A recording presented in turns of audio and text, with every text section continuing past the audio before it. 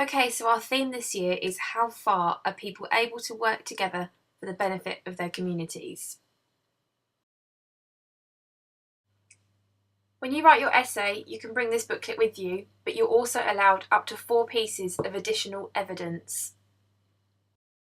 At home, you can continue research and you can do interviews, transcripts, collect leaflets, news items from newspapers and the internet blogs, and you could perhaps do surveys.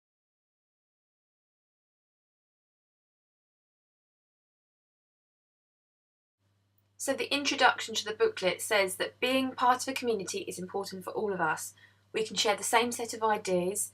Being part of a community helps us develop an identity. People working together can play an important part in helping whole communities, and their work can support the most vulnerable members of a community. Community action by residents can help promote community cohesion and tackle social exclusion. This can be through encouraging neighbours to help people, especially vulnerable neighbours, running community facilities, youth clubs and nurseries, providing information and advice for people, providing community support, and tackling discrimination and racism. It's going to bring ethnic groups together and encourage international links. After the election in 2010, the coalition government decided it was important to increase levels of community cohesion. Now, the previous Labour government had started to work on this already. Now, the previous Labour government and our new coalition government has aimed to do this by giving more local people power and the resources to make their communities better, to improve them, at the same time reducing the services provided by local authorities. So this is going to get local people more engaged in their community.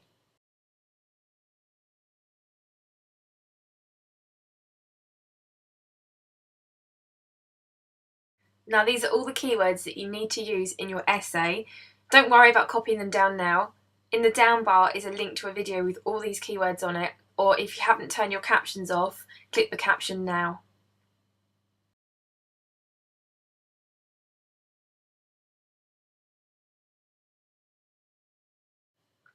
So today I suggest we look at the sources, source 1 and source 2. You have both of those sources inside your booklets. Also have them on a PowerPoint which is in the VLE, and I'll show you just a little bit more about where you can access this now. So we've either got the PowerPoint or you have the source booklet. You can click in the PowerPoint the link, or alternatively you could go to the Maskell's VLE and you can click on the link for source 1, and that should open up the original document. So the source book has basically adapted this. So I wouldn't print this off as additional evidence because you already have this in the source book. So look carefully at what's in the source book before you start printing things off. Now, these are research tips provided by the exam board. It says find out the latest news on the big society from the Conservative Party website. That's quite easy.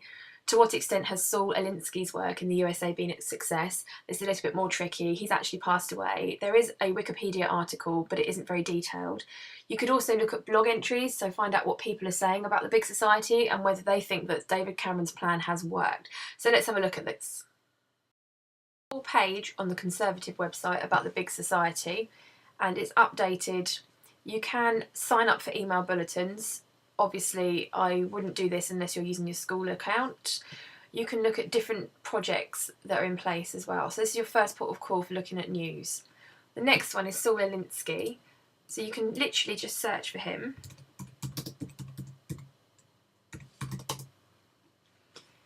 And there is a Wikipedia biography, and it just basically talks through his projects. Now, he was a community organiser.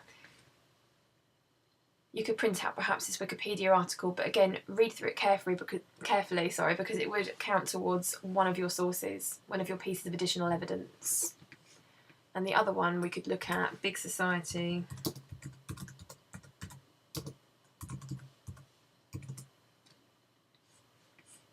So we have got the Big Society Network as well. Make sure it's .co.uk because then you know it's for sure it's for the UK. Don't click on .coms.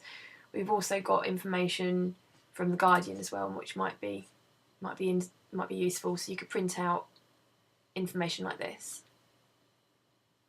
Okay, just some ideas to get you started.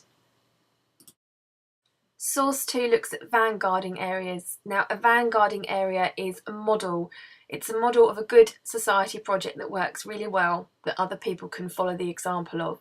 The 4 areas were Liverpool, Eden Valley, Windsor and Maidenhead, and the London Borough of Sutton. So the research tips that are given by the exam board say to find out about progress in one of those 4 vanguard areas, what plans were developed to build more effective communities, and what has been achieved. Were there any problems? And I've opened up the recommended link to look at according to the source tips. Now this is communities and local government, and this is a really good website to print off information from for additional sources as well. It goes through the vanguard areas, it goes through what they plan to do, and it also looks at different things like how money is spent.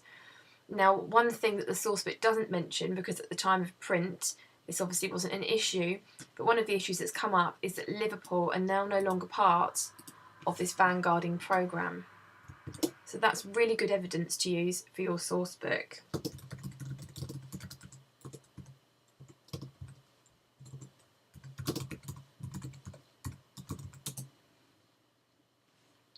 So we could look at it here. For example, the vanguard community Liverpool has dropped out of the big society programme. So you could perhaps print this document, and have a look at it. We've got the Sutton area still working. This is just a piece of evidence and opinion you could include in your essay. So I hope this helped you get your research off the ground. Your task today is obviously to look at source 1 and source 2 and start doing your research. Good luck!